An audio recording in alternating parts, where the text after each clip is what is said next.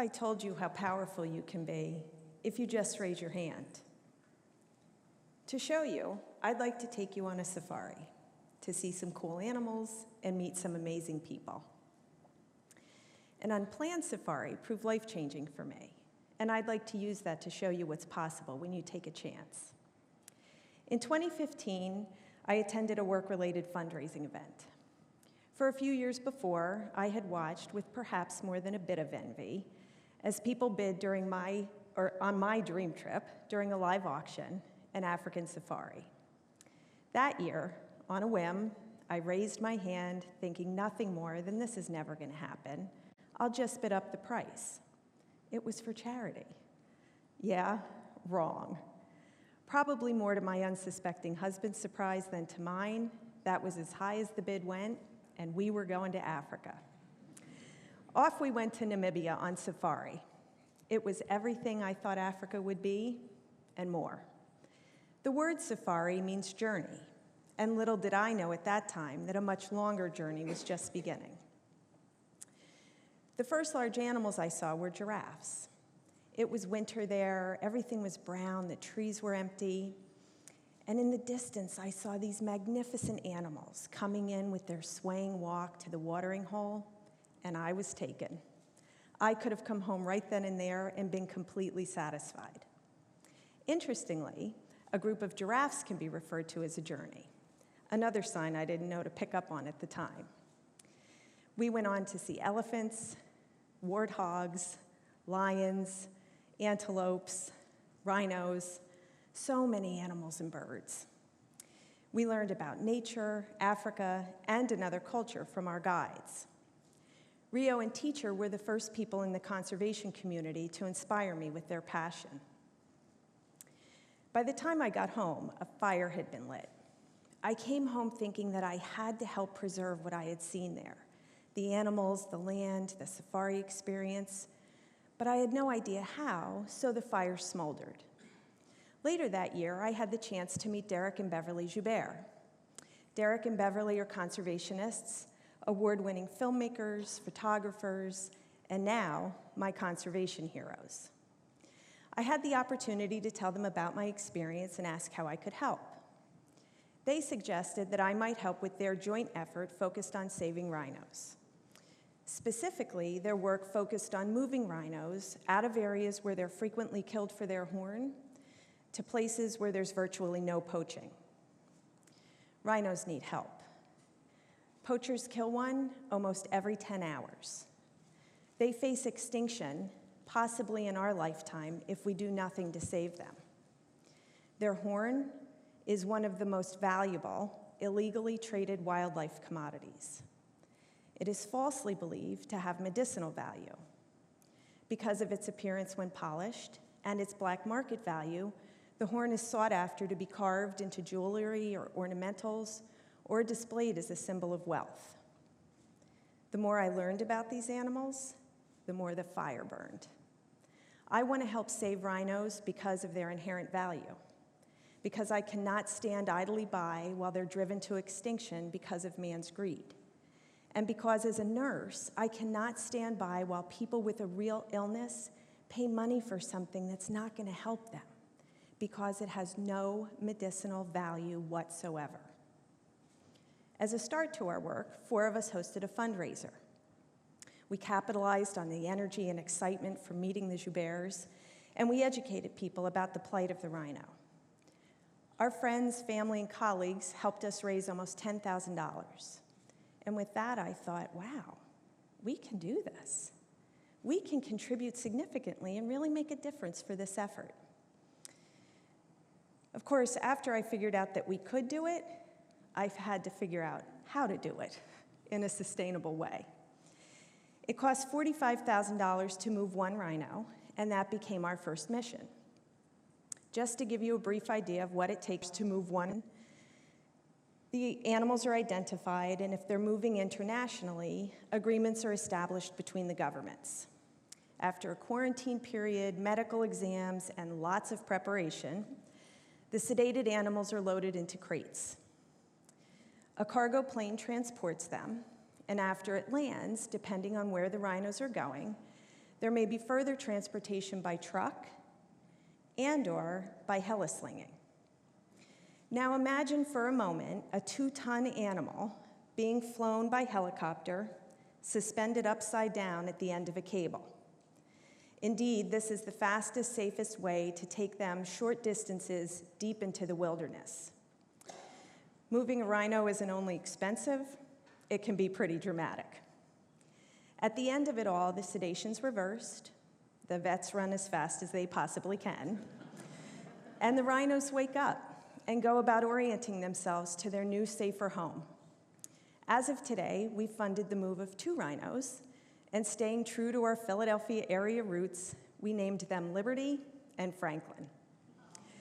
We also support the monitoring program that helps keep the translocated rhinos safe. Fortunately, as we were figuring out the organization and the how, our work continued to expand.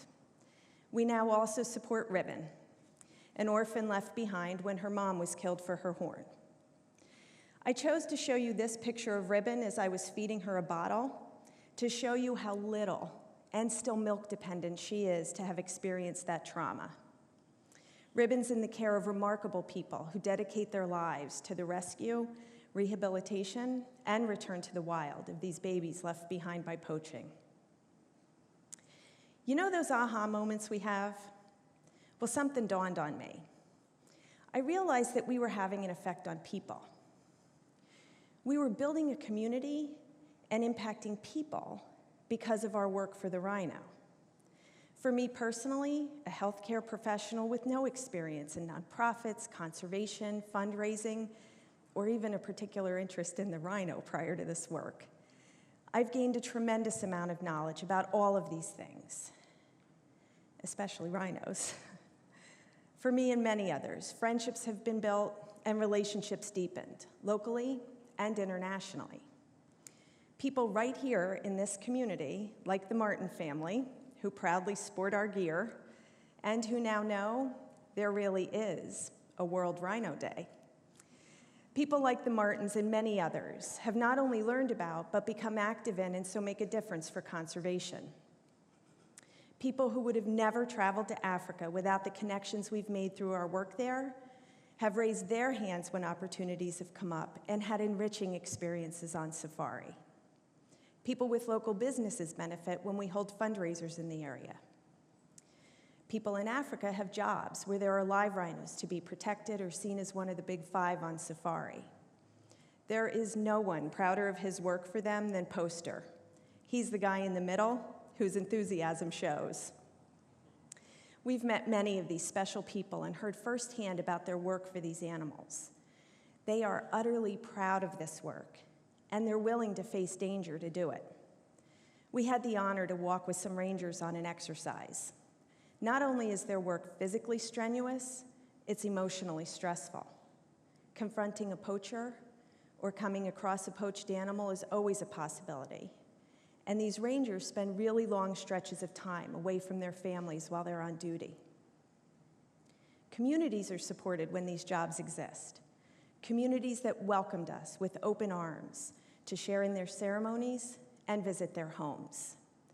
It was extraordinary to watch a Maasai woman put her arm around my daughter, share one of their beautiful beaded necklaces with her, lead her into their circle of women, and walk into their village.